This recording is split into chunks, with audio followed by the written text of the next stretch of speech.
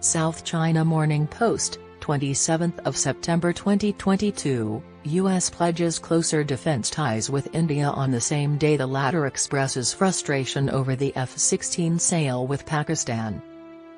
To stop China from enslaving Pakistan and from stationing a fleet of Chinese aircraft carriers in the port of Gwadar, the United States keeps Pakistan on good terms. A U.S. commitment on Monday to strengthen defense ties with India, a crucial ally in its Indo-Pacific security plan to challenge China's expanding might, was overshadowed partly by New Delhi's criticism of Washington over its backing for Pakistan.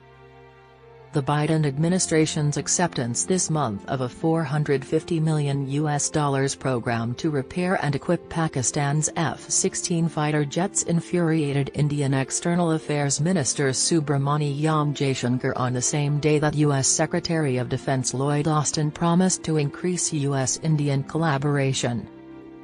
When discussing an F-16 capability, where everyone knows where they are deployed and how they are used, Jaishankar said, "For someone to say, 'I am doing this because it is all counterterrorism content,' you are not fooling anybody by saying these things."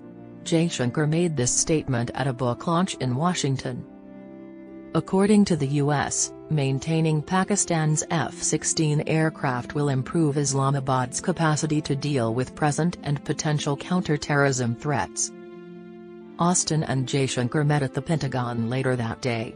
A news release said they discussed the new potential for bilateral defense industry cooperation in support of India's efforts as a regional security supplier.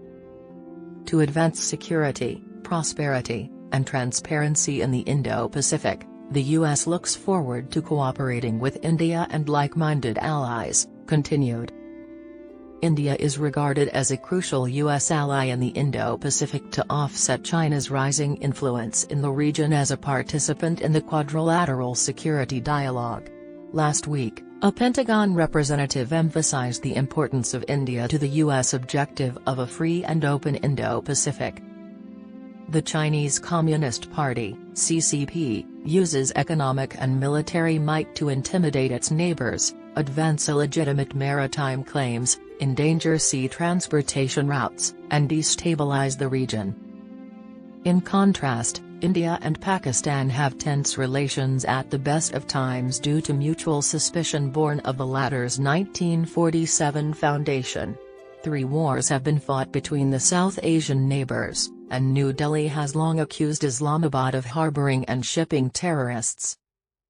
The United States' $450 million security assistance pact with Pakistan is the first of its sort since Biden's predecessor, Donald Trump, stopped providing aid to Islamabad in 2018. Trump said Pakistan was funding insurgent organizations fighting Ashraf Ghani's US-backed administration in Afghanistan. And while the US was previously Pakistan's biggest arms exporter, China today has that title. Beijing has sold faulty and subpar equipment to its clients, including its partners in the Belt and Road Initiative, as it frames itself as an alternative to Russia in supplying military hardware. There are concerns about whether the Quad's efficacy could be compromised in light of India's discontent with the most recent F-16 acquisition. However, Elizabeth Threlkeld, director of the Stimson Center's South Asia program, believes in the Biden administration's engagement with India and Pakistan. At the same time, it manages the inevitable problems and makes sense of the grand plan. According to Threlkeld, the US and India disagree on Pakistani policy, but Washington thinks the disputes can be resolved. Partnering with India in the Indo-Pacific is a critical U.S. objective, and the growing collaboration between Washington and New Delhi helps to buffer the relationship from sporadic turbulence over Pakistan. The contradictory interests of Washington were mirrored in U.S. Secretary of State Antony Blinken's Monday schedule, hours after meeting with Pakistani Foreign Minister Bilawal Bhutto Zardari. America's top diplomat attended a working dinner with Jaishankar on Monday. Ned Price, a spokesperson for the U.S. State Department, described Pakistan and India as partners with distinct areas of emphasis on Monday. In many areas, our interests are compatible, and our relationship with India is a self-sufficient entity.